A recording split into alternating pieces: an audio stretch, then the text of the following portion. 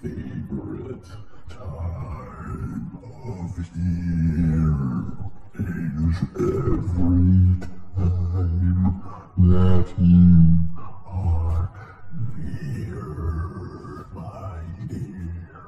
We all see creative ideas from time to time, perhaps when we have a problem resting heavily on our shoulders.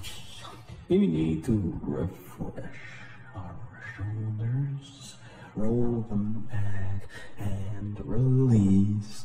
Inhale, exhale. You can't hold on, you need to let go. So put those shoulders down right there. Put those shoulders down. And alright, well, that's the extent of my methods. I hope you feel refreshed. Alright, y'all feel refreshed? That's great. What we're doing today in my exercise in this moment is we're activating our allowance for temporary concerns to open us up to creative endeavors. And that entails every unique creature you've ever met in your entire life becoming one individual characteristic. Now, every person is going to fixate upon different characteristics. That's completely normal. And part of this exercise is developing that interactive imagination element that we all have dormant inside. Now, what I need you to do is release all of your righteous endeavors. Inhale. Right, completely so, and keep going. Yeah, I can hear you. And until you're completely full like a balloon. Release all of your intent. Like fire breath. All the ignorant fixations ignited in one uniform flame of exhalation. That's part of this. If you'd excuse me. If you didn't grab a cup of this on your way in, then you brought up, excuse my language, you may be missing out. This is a hypoallergenic type kombucha that I privately invested into, and you might want to look into that. So, as your creativity blossoms, as everyone here, I'm getting some nods back there, but not many. If your creativity hasn't blossomed, perhaps it's eroded.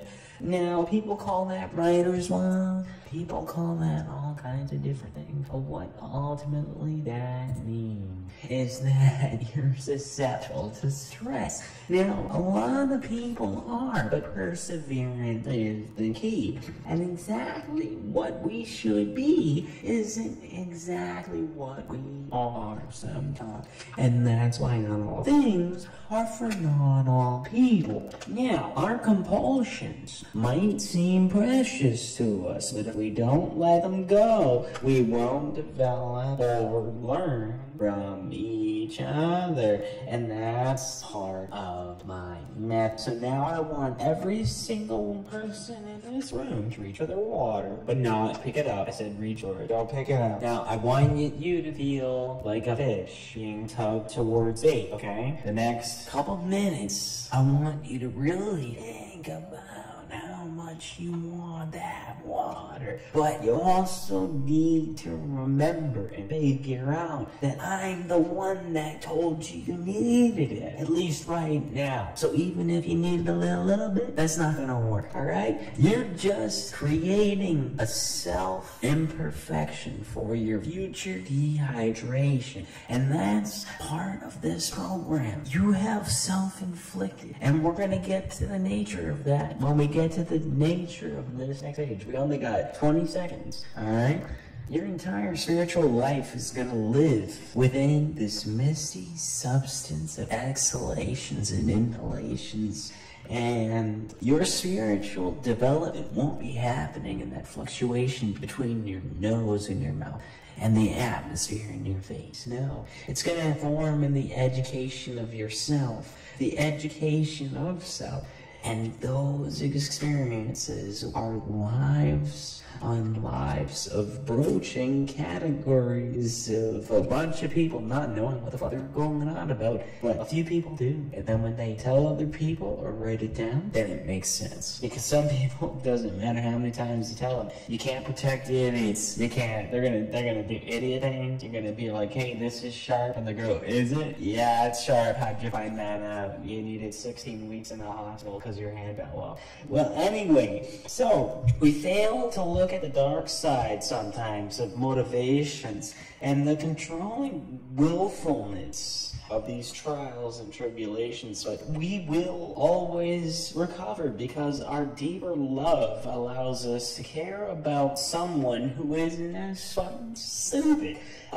So anyway, our natural consequences lead us to the closeness that we call each other, and that's because we dwell within a space called that we're here together. And the people that when they cut off their hands and they die, well, they're not around anymore. They bled out, or they fell down, or something happened. And perhaps only in playing that game of life and having a stake in saying something happened, you're building upon experiences and you're telling other people to take notice, and that in itself is a form of self-affirmation and righteousness that goes beyond the spiritual, because it leaps into creative play. People can tell each other's stories, they can tell their own stories, and your willingness to let go, what is that? It doesn't need to have a worthiness or a goal. You're being told whether or not something was planned out, and this forms openness and optimism and discrepancy and all kinds of spirited experimentation of exploring settings and persons and signals and possibilities.